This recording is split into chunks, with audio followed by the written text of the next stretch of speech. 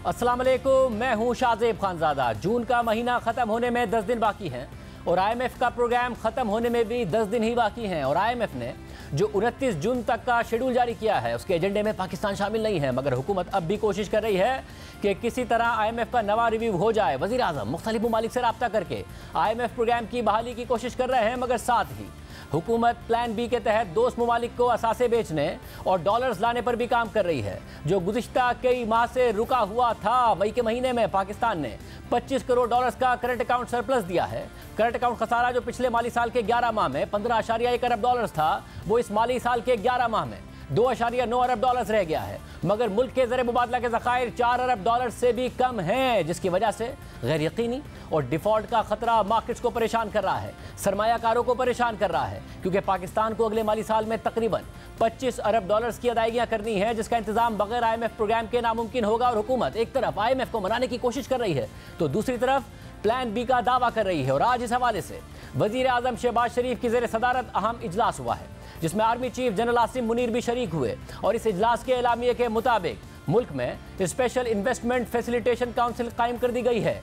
Council गैर मुल्की सरमायाकारी के रास्ते में रुकावटें दूर करेगी। वज़ीर आज़म की ज़ेर सदारत स्पेशल इन्वेस्टमेंट फैसिलिटेशन काउंसिल का आज पहला इजलास हुआ। इजलास में आर्मी चीफ, वुज़राए आला, वफाकी और सूबाई वुज़रा, आला सरकारी हुक्काम ने शिरकत की। एलामी के मुताबिक इकनॉमिक रिवाइवल प्लान का मकसद मुल्क को मौजूदा मुआशी मसाइल और बहरानों से निजात दिलाना है। मुआशी बहाली प्लान का मकसद गैर मुल्की सरमायाकारी की राह हमवार करना है। मंसूबे के तहत ज़राअत, लाइव स्टॉक, मादनियात, माइनिंग से इस्तेफादा किया जाएगा। मंसूबे के तहत IT, तवानाई और ज़रई पैदावार जैसे शोबों की सलाहियत से इस्तेफादा किया जाएगा। पाकिस्तान की मकामी पैदावारी सलाहियत और दोस्त ममालिक से सरमायाकारी बढ़ाई जाएगी। मंसूबे के तहत सरमायाकारी और कारोबारी सरगर्मियों में हाइल तमाम रुकावटें दूर की जाएंगी। Special investment facilitation council single window की सहूलत का किरदार अदा करेगी। मंसूबे के तहत वफाकी और सूबाई हुकूमतों के दरमियान इश्तराक अमल पैदा किया जाएगा। स्पेशल इन्वेस्टमेंट फैसिलिटेशन काउंसिल के पहले इजलास से खिताब करते हुए army chief general Asim Munir ने कहा कि पाक फौज इसे पाकिस्तान की समाजी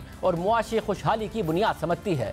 पाक फौज इसे अक़वाम आलम में अपना जायज़ मकाम वापस हासिल करने की बुनियाद समझती है। पाक फौज मुआशी बहाली के हुकूमती प्लान पर अमल दरामद की कोशिशों की भरपूर हिमायत करती है। दूसरी तरफ खलीक कियानी की खबर के मुताबिक हुकूमत पाकिस्तान ने कराची पोर्ट ट्रस्ट से कंटेनर टर्मिनल मुत्तहिदा अरब अमारात की अबू धाबी पोर्ट्स को बेचने का अमल तेज़ करने और इसके लिए फौरी मुज़ाकरात का फैसला किया है। और ये दोस्त ममालिक को असासे बेचने की पहली कमर्शियल ट्रांजैक्शन हो सकती है। इसके लिए हाल ही में inter governmental commercial transaction act 2022 का कानून मंजूर किया गया, ताकि प्राइवेट ट्रांजैक्शन के कानून के तहत तवील और थका देने वाले अमल के बजाय तेजी से ट्रांजैक्शन हो सके।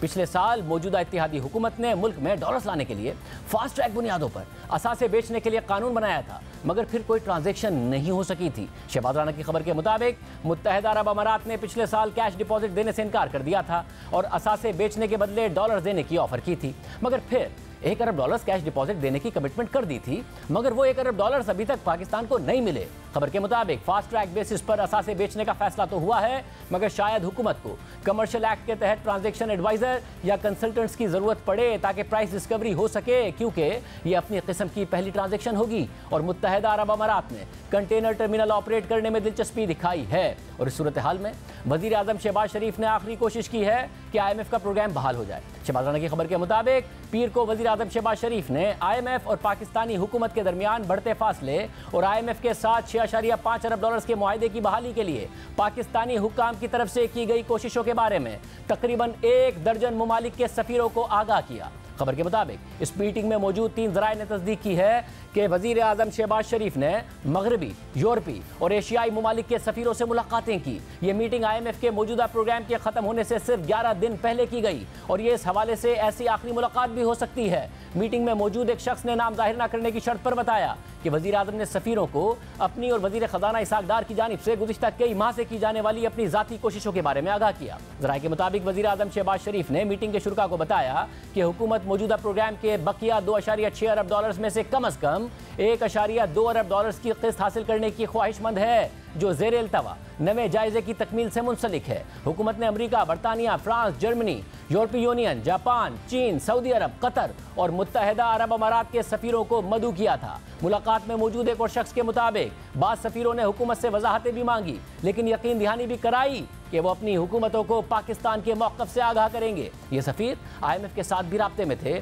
इस मुलाकात के हवाले से वज़ीर आज़म ऑफिस से कोई बयान जारी नहीं किया गया। पाकिस्तानी हुकाम का ख्याल है कि करंट अकाउंट खसारे में बेहतरी की वजह से बैरूनी फाइनेंसिंग का गैप पूरा हो गया है। उनका कहना है कि IMF की 7 अरब डॉलर सालाना खसारे के तखमीने के बरक्स रवा माली साल के इब्तिदाई 11 माह में खसारा सिर्फ 2.9 अरब डॉलर रहा है। ज़राए ने मजीद कहा कि IMF ने दोबारा मुजव्वज़ा बजट को प्रोग्राम के अहदाफ के मुताबिक लाने का कहा और $1 लाख की टैक्स एमनेस्टी स्कीम भी वापस लेने का कहा। ज़राए का कहना है कि IMF ने पाकिस्तान से बेनज़ीर इनकम सपोर्ट प्रोग्राम से मुस्तफ़ीद होने वाले 93 लाख अफराद के लिए महंगाई के मुताबिक रकम में इजाफे का भी कहा, जबकि हुकूमत का कहना है कि वो पहले ही इस प्रोग्राम में दिए जाने वाले वजीफे में 25% का इजाफा कर चुकी है। जबकि IMF ने पेट्रोलियम लेवी को 10 रुपये मजीद बढ़ाकर 60 रुपये फी लीटर करने का भी कहा है। IMF चाहता है कि सूबे इजाफी आमदनी पैदा करने की ठोस जमानतें फराहम करें और इस सारी सूरत हाल में पाकिस्तान एक तवील अरसे के बाद स्पॉट पर LNG खरीदने मार्केट में गया और अक्टूबर से दिसंबर तक के लिए 6 कार्गोज का टेंडर किया, तो आज टेंडर खुलने पर कोई सप्लायर नहीं आया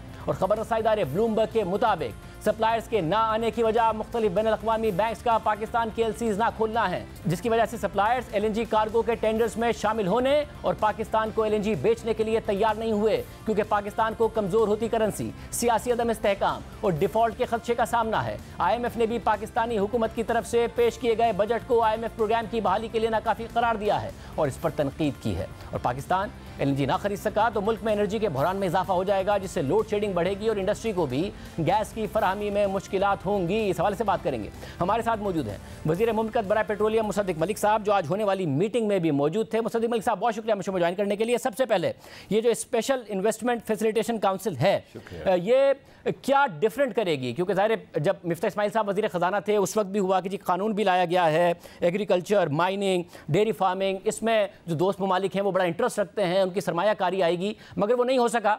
अब क्या अलग होगा कि काम बहुत तेज़ी से होगा और मुल्क में सरमायाकारी आएगी? जी, तकरीबन सब कुछ। अगर आपने आज देखा है उस प्रोग्राम या आपको उसके मुतालिक कोई रिपोर्ट मिली है तो आपको ये पता चलेगा तकरीबन सब कुछ जो पाकिस्तान में हो रहा है वो यकसर तब्दील हो जाएगा। यानी आज अगर हमारे पास कोई आए, एग्रीकल्चर का कोई इन्वेस्टर आए, तो हम उसको भेज देते हैं किसी सूबे के पास, हमें उसके बाद मालूम नहीं होता कि सूबे से उनके मुज़ाकरात क्या हुए हैं। अगर उनको वहाँ पे पानी चाहिए हो तो वो वापस वफाकी हुकूमत के पास आते हैं, फिर वो जब पानी का हसूल हो जाए या किसी और एग्रीकल्चरल सपोर्ट चीज़ का हसूल हो जाए तो फिर वो सूबे के पास जाते हैं। यानी इस पूरे अमल में एक पिंग पोंग का मैच हो जाता है। तो अब किया ये है जैसे कि दीगर ममालिक में हुआ है ऐसा, फ़िनलैंड में ऐसा हुआ है, ऑस्ट्रेलिया में ऐसा हुआ है, सिंगापुर में ऐसा हुआ है, आयरलैंड में ऐसा हुआ है, यानी जितनी भी कामयाबी की इस वक्त मिसालें हैं दुनिया में, उन सब जगहों पे वन विंडो ऑपरेशन शुरू किया गया है। और GCC के तो तमाम ममालिक में, बहरीन में, UAE में वन विंडो ऑपरेशन हो चुकी है। वो अभी पिछले 5-7 साल में आए हैं।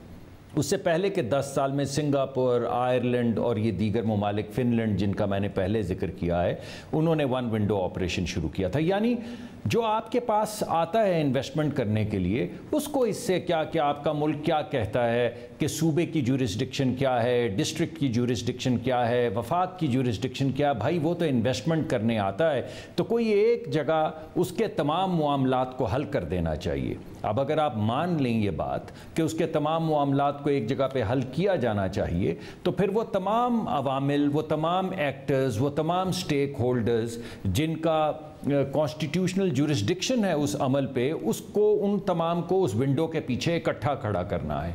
इस वजह से ये जो आज कमेटी तश्कील दी गई है या तरीक़ाकार प्रेजेंट किया गया है, उसमें ये किया गया है कि चाहे सूबे का मसला हो, चाहे ज़िले का हो, चाहे तहसील का हो, चाहे वफाक का हो, चाहे एक वजारत का हो या तमाम वजारतों का हो, एक कमेटी बना दी गई है जो अब इसको क्वार्टर बैक किया करेगी और उसकी सरबराही वज़ीर आज़म खुद करेंगे। 3 लेवल्स के ऊपर इसको इम्प्लीमेंट करने के लिए कमेटियां बनाई गई हैं। एक एपेक्स कमेटी बनाई गई है। पहली तजवीज़ ये थी कि वो एपेक्स कमेटी जिसमें वज़ीर आज़म जिसको हेड करेंगे वो हर क्वार्टर मिलेगी, मगर वज़ीर आज़म ने इसरार किया कि वो हर महीने मिलेगी। दूसरी कमेटी, और उसमें काबीना के अरकान भी होंगे, उसमें chief of the army staff भी होंगे। दूसरी जो कमेटी तजवीज़ की गई है वो एग्जेक्टिव कमेटी है, एपेक्स कमेटी नहीं है। वो हर महीने मिला करेगी। उसमें बहुत से वज़रा हैं और सूबाई हुकूमतें हैं और वफाकी हुकूमत के इदारे हैं। और तीसरी जो है वो इम्प्लीमेंटेशन कमेटी है, जो सेक्टोरल कमेटी है, और वो गालिबन मुझे याद पड़ता है हर हफ्ते मिला करेगी। यानी जिन्होंने इम्प्लीमेंट करना है वो हर हफ्ते मिलेंगे, हर महीने के बाद वो जो एग्जेक्टिव कमेटी है उसको अपनी कारकर्दगी पेश करेंगे, और वज़ीर आज़म इब्तदाई तौर पे हर महीने उसका जायज़ा लेंगे एपेक्स कमेटी में, और फिर आहिस्ता आहिस्ता हर क्वार्टर लेना शुरू कर देंगे। तो इन तमाम चीज़ों के ज़रिए एक तरफ तो वो तमाम इदारे इकट्ठे कर दिए गए हैं जो सरमायाकारी से जिनका किसी भी तरह का ताल्लुक है, यानी डायरेक्ट ताल्लुक है या इनडायरेक्ट ताल्लुक है, और दूसरी जानिब उसकी एक सुपरविजन का एक तरीक़ाकार तय कर दिया गया है ताकि इम्प्लीमेंटेशन का ना होना उसका कोई इम्कान ना रहे। ये तरीक़ाकार है, ये आम बात है, मगर इस सब में ये ठीक है, एक कमेटी बन गई है जो कि ज़ाहिर है सूबों की हद तक भी है और उसके मल्टीपल लेवल्स भी हैं, मगर ज़ाहिर पाकिस्तान में जो इन्वेस्टमेंट की राह में रुकावट है उसमें जो कुछ ब्यूरोक्रेटिक हर्डल्स हैं तो कुछ कवानीन भी हैं। एक कानून ठीक करते हैं तो किसी दूसरे कानून का कोई सब क्लॉज होता है, उसकी बुनियाद पर चीज़ें अदालत में चैलेंज हो जाती हैं, फिर अदालत में जो वो इन्वेस्टर होता है वो धक्के खा रहा होता है। पाकिस्तान में इन्वेस्टमेंट की राह में बहुत सारी मुतादिद रुकावटें आ जाती हैं, इस सब को कैसे दूर करेंगे? जी वो इसी कमेटी, यही तो काम है। अब एग्जेक्टिव कमेटी का यही तो काम है। होता ऐसा है कि आपके सूबे के अंदर कुछ कवानीन हैं, आपके वफाक के अंदर कुछ और कवानीन हैं, आपकी FBR के कुछ और रूल्स हैं, और आपके ओगरा के कुछ और रूल्स हैं जो आपका तवानाई का रेगुलेटर है। जब सारे एक जगह पे इकट्ठे हो जाएंगे और मकसद सिर्फ एक होगा कि जो इन्वेस्ट करने आ रहा है अगर कोई कानूनी लकूना है तो उसको दूर किया जाए, अगर कोई रूल्स की दिक्कत है तो उसको दूर किया जाए, और अगर सिर्फ लेज़ी कोई एडमिनिस्ट्रेटिव मामलात हैं यानी काम हो नहीं रहा तो एक कमेटी तो उसका हर हफ्ते जायज़ा लेगी, एक कमेटी उसका हर महीने जायजा लेगी, और वजीर आजम खुद उसका इनिशियली हर महीने और उसके बाद हर क्वार्टर यानी सहमाही जायजा लेंगे। अब तो उसका ना होने का कुछ इम्कान नहीं रह जाता इस सब के बाद। जितनी तेजी से ये कमेटी मीटिंग करेगी, क्या उतनी तेजी से सरमायाकारी भी आएगी कि फौरी तौर पर, क्योंकि पाकिस्तान को इस वक्त ज़र मुबादला के बहुत कम ज़खायर का सामना है, $4 अरब से भी कम है, ये भी कोई टारगेट है कि जी फौरी तौर पर इतने अरब डॉलर्स की ये आइटम्स हैं जो हम बेचेंगे और वो उसकी राह में कोई रुकावट नहीं आने देंगे और उसका खरीदार भी मौजूद है और ये फौरी तौर पर होने जा रहा है? देखिए, अगरचे इसको कहा तो नहीं गया और मैं हुकूमत के बिहाफ पे अकेला तो ये दावा नहीं कर सकता, मगर जिस चीज़ को प्लान बी कहा जा रहा था आज वो प्लान बी लोगों के सामने आ गया है। आज की सबसे अहम खबर ये नहीं थी कि ये तरीक़ाकार तय किया गया है, आज की सबसे अहम खबर ये थी कि इस तरीक़ाकार के पीछे कमिटमेंट्स हैं, बेशुमार ममालिक की कमिटमेंट्स हैं, मगर बिलखसूस सऊदी अरेबिया की कमिटमेंट्स हैं, UAE की कमिटमेंट्स हैं, कतर की कमिटमेंट्स हैं, कुछ चीन की कमिटमेंट्स हैं।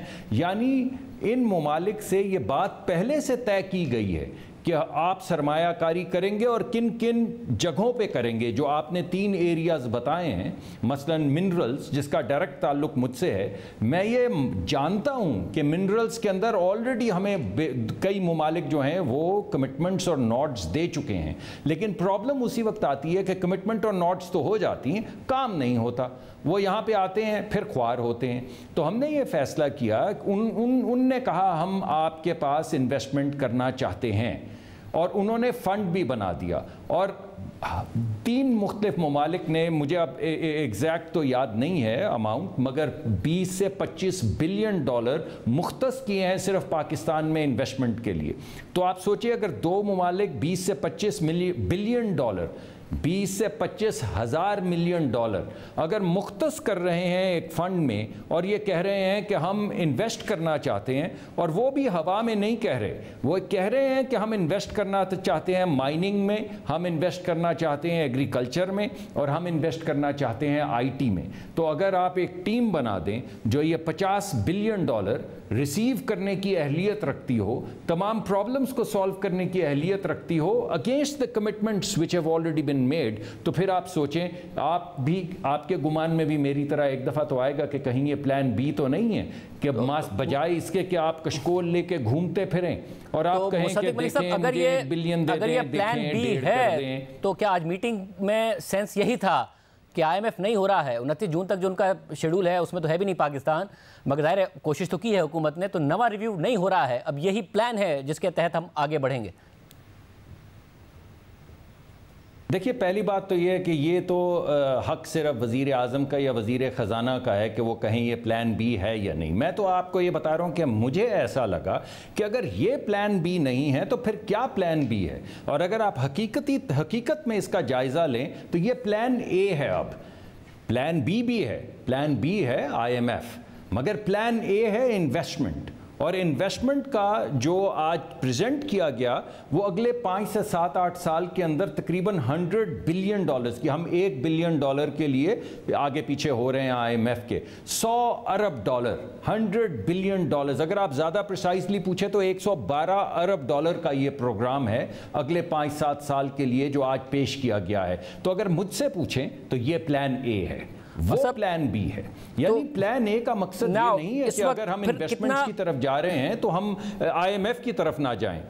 ठीक है, मगर इमीडिएट इस वक्त क्राइसिस ये है, ब्लूमबर्ग रिपोर्ट करता है आज टेंडर्स खुले, काफ़ी अर्से बाद पाकिस्तान बैनुल-अक़वामी मार्केट में गया स्पॉट पर कार्गो लेने और सप्लायर नहीं आया। हालांकि ज़ाहिर है सूरत हाल अब इंटरनेशनल मार्केट की वो नहीं है जो पहले थी, जब $70 तक LNG चली गई थी। पिछले दिनों तो सिंगल डिजिट में भी आई थी, फिर अचानक हमने थोड़ी सी रैली ज़रूर देखी है, डबल डिजिट में वापस गई, मगर वो सूरत हाल नहीं है। उसके बावजूद सप्लायर का ना आना, ब्लूमबर्ग रिपोर्ट कर रहा है कि जी उन्हें कंसर्न है कि वो डिफॉल्ट ना कर जाए, LCयां ना खुलें। तो पाकिस्तान का कंसर्न बहुत इमीडिएट है और जाहिर है पाकिस्तान में सिर्फ 9 माहाना कार्गो आ रहे हैं, 5 पुरानी कतर से डील के जरिए, 3 नई कतर से डील के जरिए, एक ENI के जरिए, एक पॉसिबली आप कह रहे हैं कि अजरबैजान में सोकार से जो डील किया उससे आएगा। तो हमें एक एक्यूट क्राइसिस का सामना करना पड़ सकता है अगर सप्लायर नहीं आ रहे हैं।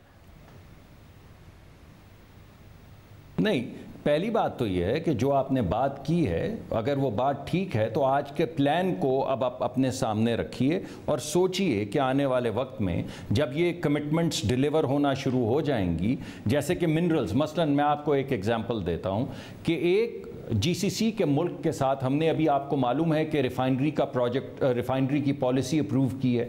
हम 10 से 14 बिलियन डॉलर का एक कॉन्ट्रैक्ट साइन करने की तरफ जा रहे हैं और बड़ी एडवांस्ड स्टेजेस में हैं कॉन्वर्सेशन के। तो आप अगर सोचिए कि जब 10 से 14 बिलियन डॉलर की इन्वेस्टमेंट का अंदिया दिया जाएगा और कागज साइन होंगे तो मार्केट को क्या कॉन्फिडेंस नहीं आएगा? जब लोगों को ये बताया जाएगा कि ये तरीकाकार है और इस तरीकाकार के जरिए $100 अरब की इन्वेस्टमेंट आएगी। नहीं, मैं आपको बताता हूं, मैं आपके सवाल का जवाब दे रहा हूं, जरा लंबी हो गई तमहीद तो मैं मगर जाहिर है क्योंकि इमीडिएट क्योंकि अगर ये कॉन्फिडेंस 4 से 5 महीने में आ जाएगा तो बेहतर है ना, क्योंकि 4-5 महीने बाद सर्दियां आ जाएंगी और उन सर्दियों के लिए अगर आपको LNG पूरी नहीं मिलेगी तो मसाइल बहुत आ रहे होंगे। तो इसलिए मैं जानना चाह रहा हूँ, और ज़ाहिर है उसमें इंडस्ट्री के लिए मसाइल आ सकते हैं, ओवरऑल मसाइल आ सकते हैं, इसलिए जानना चाह रहा हूँ कि ये वाला मसला क्या इसीलिए हो रहा है कि इस वक्त सप्लायर्स को कंसर्न है कि पाकिस्तान LCयां नहीं खुलेंगी पाकिस्तान की? देखिए 2-3 वजूहात हैं। एक तो हमारे कुछ दोस्त थे जिनका ख्याल ये था कि हमें टेंडर्स के ज़रिए, बजाय इसके कि हम इससे लें सोकार से या अज़रबैजान की हुकूमत से कार्गो लें, यही कार्गो हमें टेंडर के ज़रिए मिल सकते हैं। और मेरा ये ख्याल था कि टेंडर हमने पहले भी किए हैं बैनुल-अक़वामी सतह पे और लोग बिड नहीं कर रहे। इस वजह से हमारे लिए ये एक तरीक़ाकार है कि अगर कोई भी बिड नहीं करता तो हमारे पास सोकार की एक विंडो मौजूद है जो ना सिर्फ लॉन्ग टर्म कॉन्ट्रैक्ट्स को बीट करेगी बल्कि स्पॉट और डिस्ट्रेस्ड दोनों कार्गोज, आपको तो फर्क मालूम है स्पॉट और डिस्ट्रेस्ड का, तो स्पॉट कार्गोज भी और डिस्ट्रेस्ड कार्गोज भी प्रोक्योर करके पाकिस्तान को देगी। उन पे ये मुकर्रर किया गया है कि वो हर महीने एक कार्गो हमारे सामने रखेंगे।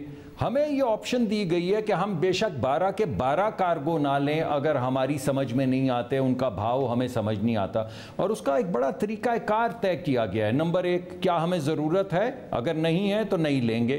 नंबर 2, क्या जो हम खरीद रहे हैं वो बाकी एनर्जी सोर्सेज से कम कीमत का है? अगर नहीं है तो नहीं खरीदेंगे। नंबर 3, हमारे पास ज़र मुबादला है? अगर नहीं है तो नहीं खरीदेंगे। नंबर 4, 2 मुख्तलिफ ये स्टॉक एक्सचेंज समझ लें, हम तो उसको इंडिसेस कहते हैं या इंडेक्स कहते हैं, लेकिन एक जापान कोरियन मार्कर और दूसरा ईस्ट इंडिया मार्कर, उनकी 30 दिन की एवरेज जो एलएनजी की हो रही है रिपोर्ट स्पॉट कार्गोज की, मगर मुसद्दिक मलिक साहब, again that is one cargo. इस वक्त मसला ये है कि या नहीं, एक second that is one cargo. आप वो ले भी लेंगे तो 10 हो जाएंगे। आप हमारी डिमांड ज्यादा है। मैं पूछ रहा हूँ कि इंटरनेशनल आज सप्लायर क्यों नहीं आया? आपके पास जवाब क्या है इसका? क्यों नहीं सप्लायर आया? आप जी आपकी बात सही है, अनसर्टनिटीज़ की वजह से नहीं आया, इसमें क्या शक है। आज का जो प्लान है वो अनसर्टनिटीज़ को ख़त्म करने के लिए है। सोकार का जो पूरा तरीक़ाकार है वो अनसर्टनिटीज़ को ख़त्म करने के लिए है। और अगर एक कार्गो हमें सोकार से मिलना शुरू हो जाए तो हम 2 भी ले सकते हैं, उसमें क्या हर्ज है। हम अमेंडमेंट एक नई समरी चलाएंगे दूसरे कार्गो के लिए, तरीक़ाकार पहले से ही तय है और 2 कार्गो लेना शुरू कर देंगे। लेकिन जो एक बात मैं आपको बताना चाहता हूँ वो ये है कि पिछले साल भी आप चेक कर लीजिए, किसी भी वक्त हम 12 के 12 कार्गो नहीं ले रहे थे। मुसद्दिक मलिक साहब, मार्केट्स में शॉर्टेज थी, यूरोप की तरफ से बहुत इंटेंस बाइंग थी, मार्केट में एलएनजी अवेलेबल नहीं थी, इस वक्त है। उस सूरत में नहीं आया है तो इसलिए सवाल कर रहा हूं। आप खुद कह रहे हैं कि अनसर्टेनिटी की वजह से आया है, क्योंकि हमारी जो इस वक्त एक्सटर्नल साइड है उसकी जो अनसर्टेनिटी है उसकी वजह से सप्लाई नहीं आ रहा कि पैसे मिलेंगे या नहीं मिलेंगे।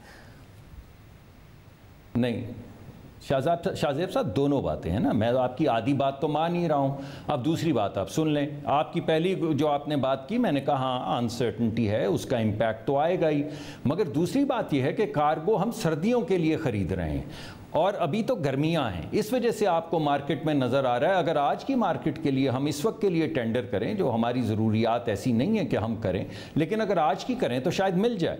मगर सर्दियों में अभी आप देखेंगे कि सितंबर के बाद एक बाइंग स्प्री दोबारा से यूरोप में शुरू होगी, क्योंकि यूरोप के सारे जो जरूरत तो हमें आज भी है, हमारे टर्मिनल पर आएंगी साहब, जरूरत हमें आज भी है। टर्मिनल पर कैपेसिटी आज भी आइडल पड़ी है और लोड शेडिंग भी बहुत ज्यादा हो रही है। पैसे नहीं हमारे पास, इसलिए हम नहीं ले रहे हैं, जरूरत हमें है। जी हाँ जी, मैं भी यही कह रहा हूं कि हम कंटेन कर रहे हैं ना। हमने अपनी सारी इंपोर्ट नीचे लेकर आए हैं। अभी आपने अपने इब्तदाइये में बताया कि जो 15-18 अरब रुपए का फ़र्क था वो 2-2.5 अरब का रह गया है जो एक्सटर्नल सेक्टर में। तो वो इसी तरह है ना कि हम खींच के इंपोर्ट्स कर रहे हैं, यानी बड़ा सोच समझ के इंपोर्ट्स कर रहे हैं। ज़रूरत तो हमारे मुल्क की है, लेकिन हम जितनी हमारी एक्सपोर्ट्स हैं उसकी मुताबिकत से इंपोर्ट करने की कोशिश कर रहे हैं ताकि पाकिस्तान एक्सटर्नल सेक्टर में यानी अपने ट्रेड बैलेंस में सरप्लस रहे। इससे भी एतमाद बहुत शुक्रिया। मुसद्दिक मलिक साहब हमारे साथ मौजूद थे। प्रोग्राम में एक ब्रेक शामिल करते हैं। असद उमर साहब ने चार्जशीट कर दिया है इमरान खान साहब को और फिर पीटीआई ने जवाब भी दे दिया है उन्हें। बात करेंगे ब्रेक के बाद।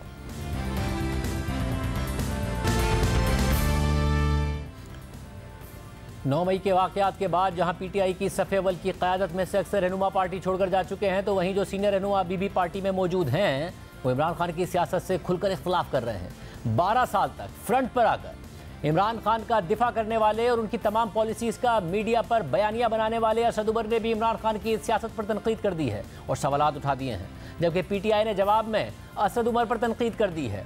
असद उमर ने जेल से रिहाई के बाद कल मेज़बान काशिफ अब्बासी को पहला इंटरव्यू दिया और माइनस इमरान खान फार्मूले पर भी बात की और मज़ीद ये कहानियाँ भी बताईं कि इमरान खान के फैसलों और टकराव की पॉलिसी की वजह से पीटीआई आज बंद गली में चली गई है और उन्होंने इसी वजह से पार्टी ओहदा छोड़ा है क्योंकि वो इन पॉलिसी से मुत्तफिक नहीं थे।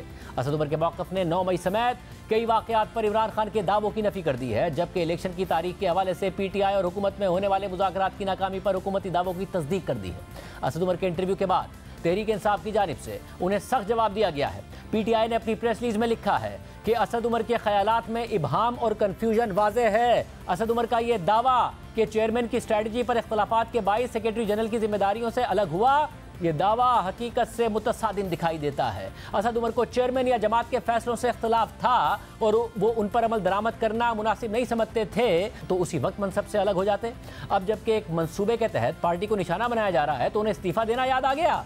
तहरीक इंसाफ के एलामिया के मुताबिक सुप्रीम कोर्ट की जानिब से मौका दिए जाने पर डील को हतमी शक्ल देने के हवाले से असद उमर के ख्यालात में भी बहम वाज़े है। मुज़ाकरात के बेनतीजा खात्मे की वजह तहरीक इंसाफ नहीं थी बल्कि पीडीएम की जानिब से इंतखाबात में शिकस्त का खौफ और उससे फरार की ख्वाहिश थी।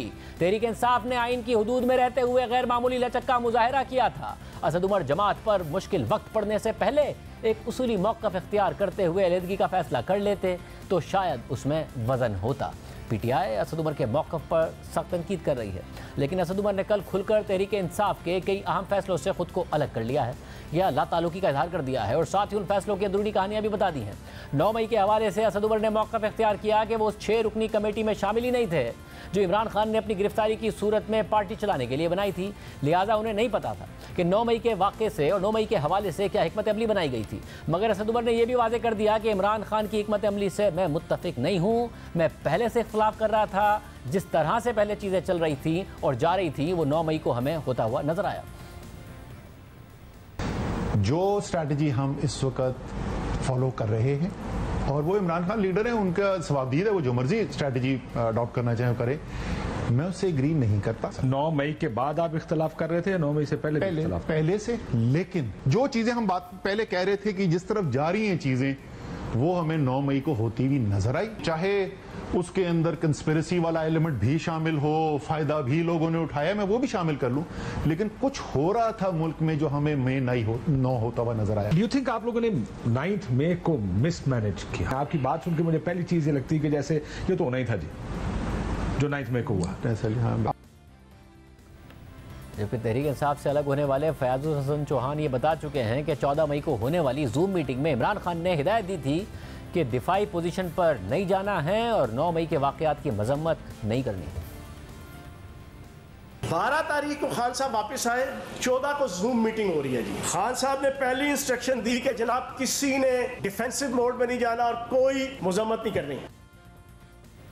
बहरहाल 9 मई के वाक़यात के बाद पीटीआई बदगली में चली गई है और बची हुई पीटीआई के अंदर से माइनस इमरान खान की बातें भी हो रही हैं और ऐसी तजावीज़ सामने आ रही हैं कि इमरान खान कुछ अरसे के लिए पीछे हट जाएं, पार्टी की कमान किसी और को दे दें तो ही पार्टी बदगली से निकल सकती है। कल असद उमर ने भी इसका इशारा दिया और कहा कि -1 सिर्फ एक सूरत में हो सकता है, जब ये इमरान खान की मर्जी से हो, लेकिन मेरे ख्याल में वो ये फैसला नहीं करेंगे। -1 हो गया तो पार्टी में रहेंगे। -1 एक कंडीशन में हो सकता है, हाँ ये मैं बताऊं, -1 एक अगर इमरान खान की मर्जी से, अगर इमरान खान ये फैसला करे तो फिर ये शायद प्रैक्टिकल हो सकता है, जो अगर आप मुझसे पूछे मेरे ख्याल में नहीं करेंगे वो फैसला। माइनस इमरान खान का फॉर्मूला सबसे पहले पीटीआई से अलग होने वाले फवाद चौधरी ग्रुप की जानिब से सामने लाया गया था। 31 मई को फवाद चौधरी समेत कुछ अहम शख्सियात ने अडियाला जेल में शाह महमूद कुरैशी से मुलाकात की और उन्हें माइनस इमरान खान फार्मूले पे राजी करने की कोशिश की। फवाद चौधरी के साथ शाह महमूद कुरैशी से मुलाकात करने वाले एक रहनुमा ने बताया कि मुलाकात में शाह महमूद कुरैशी को बताया गया कि इमरान खान के साथ सब कुछ चला जाएगा, ना उन्हें कुछ मिलेगा ना हमें कुछ मिलेगा, और शाह महमूद कुरैशी इमरान खान को समझाएं कि वो फिलहाल एक तरफ हो जाएं, खुद को माइनस कर लें और पार्टी की कमान शाह महमूद कुरैशी के हवाले कर दें और फिर एस्टैब्लिशमेंट के साथ मामला तय किए जाएं और मामला आगे बढ़ाए जाएं। बेहतर है कि इमरान खान उसी तरह फिलहाल -1 को कबूल कर लें जैसे नवाज शरीफ ने किया था और पार्टी को आगे बढ़ने का मौका दिया था। और ये उस वक्त तक नहीं होगा कि जब तक इमरान खान खुद वोटर सपोर्टर को ये बात नहीं समझाएंगे, क्योंकि वोटर सपोर्टर किसी और को लीडर मानने को तैयारी नहीं होगा। जरा के मुताबिक उस वक्त तो शाह महमूद कुरैशी ने इस फार्मूले को मुस्तरद कर दिया था, लेकिन फिर जेल से रिहाई के बाद वो इमरान खान से मिलने उनकी रिहाइशगाह ज़मान पार पहुंचे। तवील वक्त तक उनकी इमरान खान से मुलाकात जारी रही, लेकिन मीडिया से बात किए बगैर ही वापस चले गए। लेकिन ये खबर सामने आ गई कि शाह महमूद कुरैशी ने बराह रास्त इमरान खान से कुछ वक्त के लिए माइनस होने का कहा था, लेकिन वो नहीं माने। रोजनामा जंग में जफर आहिर की खबर के मुताबिक शाह महमूद कुरैशी के मुल्तान में एक इंतहाई करीबी दोस्त के मुताबिक शाह महमूद कुरैशी ने इमरान खान को कहा था कि आप वक्ती तौर पर पीछे हट जाएं और बैरून मुल्क चले जाएं। अगर बैरून मुल्क नहीं जाना तो यहाँ ही रहें, मगर लब कुशाई बंद कर दें, हमें मामला तय कर लेने दें, मुआफ़ी तलाफ़ी हो लेने दें। जब सब कुछ ठीक हो जाएगा तो आप तहरीक इंसाफ को संभाल लीजिएगा। मुश्किल वक्त है और जज्बात के बजाय दानिशमंदाना फैसलों की ज़रूरत है। खबर में ज़राए से यह दावा किया गया कि इस मुलाकात के दौरान दोनों रहनुमाओं में तलखी भी हुई और सख्त जुमलों का तबादला भी हुआ। शाह महमूद कुरैशी ने इमरान खान को यह भी कहा कि जो रिटायर्ड लोग आपको गुमराह कर रहे हैं, इन हालात में वो आपकी कोई मदद नहीं कर सकते, जिस पर इमरान खान ने शाह महमूद कुरैशी से बरहमी का इजहार किया।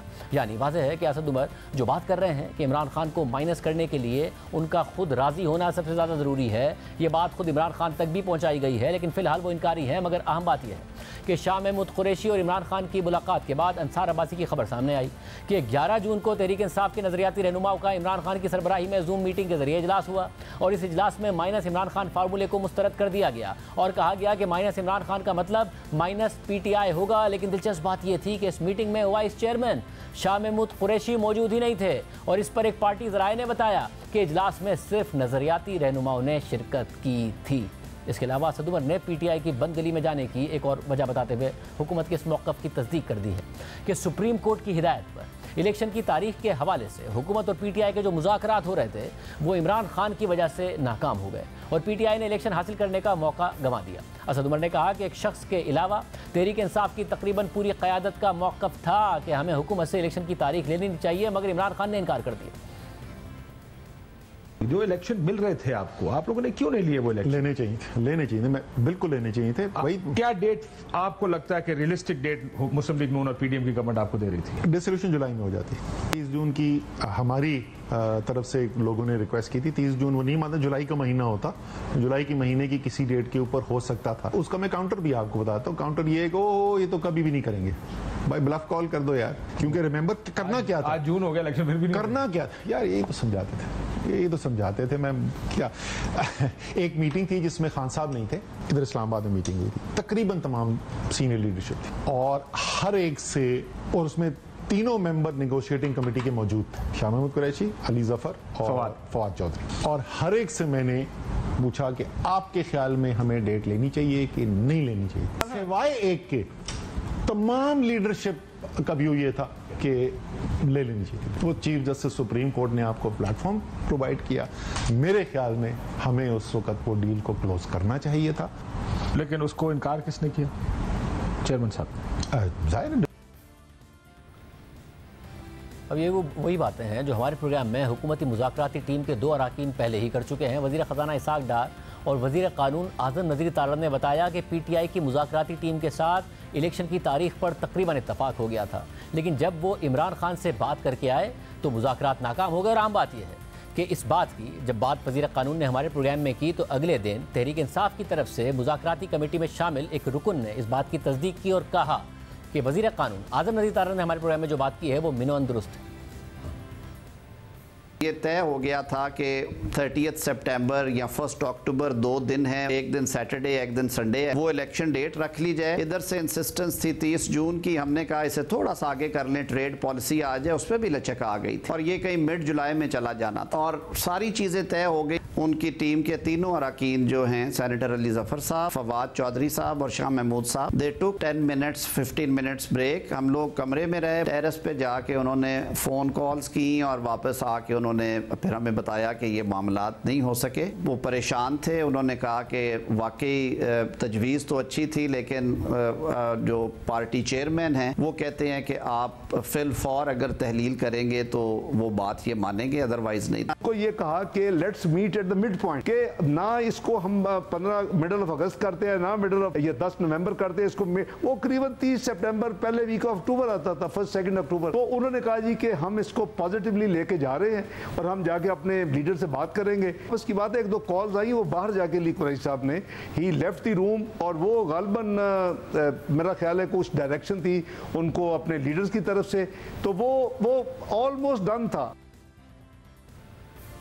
सिर्फ यही नहीं, असद उमर ने यह भी बताया कि पंजाब और खैबर पख्तूनख्वा असेंबली की तहलील पर 99% अरकान राज़ी नहीं थे और वो खुद भी इस फैसले के खिलाफ थे और ये सारी बातें उन्होंने इमरान खान को भी बताई थी, लेकिन वो मुत्तफ़िक़ नहीं हुए। असेंबली डिसोल्यूशन पंजाब और केपी मैं याद, मैं एक दिन 1-on-1 बैठा हुआ था, मैंने कहा खान साहब आपको यू रियलाइज के 99% of the MPs are against the decision, इसके खिलाफ हैं इस फैसले के। उन्होंने कहा नहीं 99% कैबिनेट मेंबर, मैंने कहा ना 99% MP असद में सबसे मिलता रहा हूं। मैंने कहा आपको क्या बोलते हैं, हमें क्या बोलते हैं, मैं आपको बता रहा हूँ 99% खिलाफ है। उस फैसले की भी मैं खिलाफ था, मुझे अभी तक याद है मैंने कहा था धमकी के लिए बड़ा जबरदस्त आइडिया है, करना देना। और ये वही बात है जो उस वक्त के वज़ीर आला पंजाब परवेज़ इलाही भी कर रहे थे, वो भी बार बार यही कह रहे थे कि 99% अरकान असेंबली तहलील करने के हक़ में नहीं है। अगर आपको मौका मिलता तो आप ये हुकूमत कंटिन्यू करते अगस्त तक? बिल्कुल कंटिन्यू करते, क्यों हम छोड़े। 99% लोग चाहते थे कि असेंबली ना तोड़ी जाए। लेकिन इमरान खान ने फिर भी अपनी सूबाई असम्बलियाँ तहलील कर दी। कल असद उमर ने मजीद कहा कि वो खुद शाह महमूद कुरैशी और 80% MNAs कौमी असम्बली से इस्तीफ़ों के खिलाफ थे, लेकिन फवाद चौधरी सख्त हामी थे। MNA रेजिग्नेशन 80% के करीब MNAs जो हैं इस फैसले के खिलाफ थे। शाह महमूद खिलाफ थे, मैं खिलाफ था। फवाद चौधरी बहुत स्ट्रांगली सपोर्ट करते थे कि करना चाहिए। आज भी वो कहते हैं बेहतरीन फैसला था। एंड में फैसला हुआ और खान साहब ने फैसला भी बड़ा जबरदस्त किया। तो बहुत जबरदस्त उन्होंने 2 दिन सुनते रहे सबकी बात। एंड में बोलते हैं देखो मैं करने जा रहा हूँ रिजाइन, नहीं करना है करो, नहीं करना ना करो। तो उस लिहाज से जमहूरी था वो। फवाद चौधरी बाद में भी इन दोनों फैसलों का दिफा करते रहे। उनका यह मौक़िफ़ था कि इन्हीं 2 इक़दामात की वजह से तो PTI आज इतनी मकबूल है। आज जो PTI का अरूज है ना, और जो हमने इतनी बड़ी पॉलिटिकल चेस गेम को उलट दिया है, वो 2 क्रूशल फैसलों की वजह से। एक जो हमने असेंबली से निकलने का फैसला किया और दूसरा जो हमने प्रोविंशियल असेंबली तोड़ने का फैसला किया। और आज जो इमरान खान जिस मिराज पे है, मकबूलियत पे, इन दोनों फैसलों की वजह से गेम उलट गई और आज खुद फवाद चौधरी उस मकबूल तरीन जमात और उसके मकबूल तरीन लीडर को छोड़ चुके हैं। लेकिन इन 2 फैसलों के मनफी असरात से PTI आज तक नहीं निकल पाई है और मुसलसल पछतावे का शिकार है। मगर सिर्फ यही नहीं, इसके अलावा भी इमरान खान ने इलेक्शन हासिल करने का एक नादिर मौका 2022 में भी ज़ाया किया। गुज़िश्ता साल अप्रैल में अपनी हुकूमत जाने के बाद से इमरान खान मुसलसल इलेक्शन की तारीख हासिल करने के लिए दबाव बढ़ा रहे थे, मुसलसल कैंपेन चला रहे थे और लॉन्ग मार्च की तैयारी कर रहे थे। और फिर सिर्फ 1 माह बाद मई में वो हुकूमत को मजबूर करने में तकरीबन कामयाब हो गए थे। लेकिन फिर इमरान खान ने एक ऐसी चाल चली जो खुद उन पर उल्टी पड़ गई और फौरी इलेक्शन हासिल करने का सुनहरी मौका हाथ से चला गया। वज़ीर ख़ज़ाना इसहाक़ डार ने भी ये दावा किया कि गुज़िश्ता साल 23 मई को यह फैसला हो गया था कि वज़ीर आज़म शहबाज शरीफ असेंबली तहलील करेंगे और इस्तीफ़ा दे देंगे। मगर इमरान खान ने लॉन्ग मार्च का ऐलान कर दिया, जिसके बाद नवाज शरीफ ने शहबाज शरीफ को असेंबली तहलील करने से रोक दिया। 23 मई को ये फैसला हो गया कि मियाँ शहबाज शरीफ साहब कौम को एड्रेस करके ही स्टेप डाउन। बिकॉज उसकी बेसिक वजह ये थी कि मियाँ नवाज शरीफ 1 मिनट के लिए ये महंगाई तो मैं नहीं, वो कहते मैं नहीं मानता जी। ये शहबाज साहब भी ऑन बोर्ड थे, उनकी गालबन स्पीच भी तैयार थी। पता नहीं अब उसमें क्या अल्लाह की मसलत है। इन्होंने 23 मई को पेशावर में अनाउंस कर दिया कि मैं 25 को लॉन्ग मार्च के लिए आ रहा हूँ। तो फिर मियाँ नवाज शरीफ माशाल्लाह मियाँ नवाज शरीफ ने नहीं अब नहीं जी, वो तो लोग ये समझेंगे कि इनके डर के मारे और इन्होंने जो कहा मैं आ रहा हूँ तो उससे घबरा गए और छोड़ दिया। That is the point. 23 मई 2022 जब चेंज आया कि जी अब नहीं, अब हम रहेंगे, पूरा टेन्योर करेंगे। नून लीग मुसलसल ये दावा कर रही थी। वज़ीर दाखिला राना सनाउल्लाह ने हमारे प्रोग्राम में भी ये दावा किया। और फिर रवां साल मार्च में सहाफ़ी शाहिद मेतला ने जनरल बाजवा से मुलाकात के बाद जो आर्टिकल लिखा, उसने भी इस बात की तस्दीक कर दी। शाहिद मेतला के 24 मार्च को शाया होने वाले आर्टिकल के मुताबिक जनरल बाजवा ने कहा कि मई 2022 को शहबाज शरीफ और मलिक अहमद खान मेरे घर आए और कहा कि हमने इलेक्शन करवाने का फैसला किया है और हुकूमत ने फैसला किया है कि अगर हम बजट नहीं देते हैं तो 5 सितंबर को इलेक्शन करवा दिए जाएंगे और अगर बजट पेश करना पड़ा तो हम 5 अक्टूबर को इलेक्शन करवाने के लिए तैयार हैं। यूँ इलेक्शन की तारीख का फैसला हो गया और PTI को भी इस फैसले से आगाह कर दिया गया और कहा गया कि आप लॉन्ग मार्च का ऐलान ना करें। आर्टिकल के मुताबिक जनरल बाजवा ने मजीद कहा कि इसके बाद शहबाज शरीफ लड़न चले गए। 19 मई 2022 को मलिक अहमद खान मेरे घर दोबारा आए और उन्होंने बताया कि नवाज शरीफ ने फैसला किया है कि हम इलेक्शन करवा रहे हैं और कल शहबाज शरीफ इस्तीफा दे देंगे। और शहबाज शरीफ ने इरफान सिद्दीकी से इख्तितामी तकरीर भी लिखवा ली थी। शहबाज शरीफ ने 20 मई को इस्तीफा देना था। अभी मलिक अहमद खान बैठे ही थे तो एजेंसी के एक आला अहदेदार भी आ गए। उन्होंने कहा कि अगर कल शहबाज शरीफ इस्तीफा देते हैं तो 25 मई को कतर में IMF के साथ मुज़ाकरात कौन करेगा। हुकूमत से दरख्वास्त करें कि शहबाज शरीफ 10 दिन बाद मुस्ताफी हो जाएं ताकि IMF से मुज़ाकरात भी हो जाएं और निगरां सेटअप बनाने के लिए हमें 10 दिन का वक्त भी मिल जाए। मलिक अहमद खान ने जवाब दिया कि मियां नवाज शरीफ फैसला कर चुके हैं कि कल शहबाज शरीफ मुस्ताफी होंगे तो इस सिलसिले में उनसे बात नहीं कर सकता, बेहतर है कि आप बात करें। आर्टिकल के मुताबिक मैंने यानी जनरल बाजवा ने उस आला अहदेदार को कहा कि नवाज शरीफ से दरख्वास्त करें कि वो 10 दिन हमें दे दें। उस आला अहदेदार ने नवाज शरीफ से बात की और उनको 10 दिन बाद मुस्ताफी होने पर मना लिया। यही बात शाह महमूद कुरैशी, परवेज खटक और असद उमर को भी बता दी गई और कहा गया कि आप लॉन्ग मार्च का ऐलान मत करें और 10 दिन का इंतजार कर लें। लेकिन इन तीनों ने जवाब दिया कि इमरान खान नहीं मान रहे हैं। 20 मई को मुल्तान में इमरान खान का जलसा था। बहरहाल उन्होंने लॉन्ग मार्च का ऐलान नहीं किया क्योंकि एक आला अहदेदार ने बड़ी मुश्किल से ऐलान करने से इमरान खान को रोक लिया। इमरान खान फौरी इलेक्शन का ऐलान चाहते थे। 22 मई को इमरान खान ने पेशावर में प्रेस कॉन्फ्रेंस रख दी और आला अहदेदार ने फिर शाह महमूद कुरैशी, असद उमर और परवेज खटक से बात की कि आप सिर्फ 10 दिन का इंतजार कर लें, IMF के साथ मुज़ाकरात और निगरान सेटअप के लिए हमें 10 दिन दे दें। उन्होंने फिर जवाब दिया कि इमरान खान नहीं मान रहे हैं। उस दिन दोपहर में इमरान खान की प्रेस कॉन्फ्रेंस थी, शाह महमूद कुरैशी भी साथ बैठे थे। मैंने शाह महमूद कुरैशी को पैगाम भिजवाया कि आप इमरान खान को लॉन्ग मार्च का ऐलान करने से रोक दें। शाह महमूद कुरैशी ने इमरान खान को बताया कि वो बात करना चाह रहे हैं, लेकिन इमरान खान ने बात करने से इनकार कर दिया, जिसके मनाज़िर टीवी स्क्रीन पर भी देखे गए।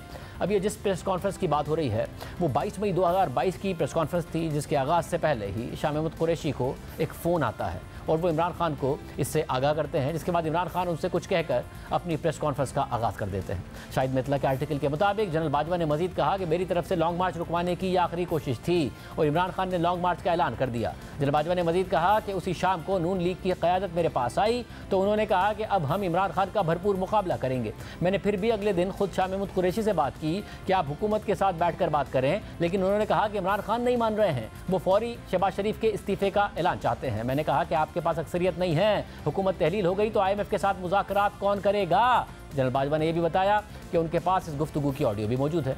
तो हुकूमत जाने के 1 माह बाद ही इमरान खान को इलेक्शन मिल रहे थे, मगर वो मौका भी ज़ाया कर दिया। और बाद में कौन कौन से मौके ज़ाया किए वो खुद तहरीक इंसाफ के रहनुमा आकर बता रहे हैं, वो रहनुमा जो फ्रंट लाइन पर खड़े होकर इमरान खान की हर पॉलिसी का दिफा करते थे, हर बात का दिफा करते थे, आज अंदर के मामलात बता रहे हैं। इजाज़त दीजिए, अल्लाह हाफ़िज़।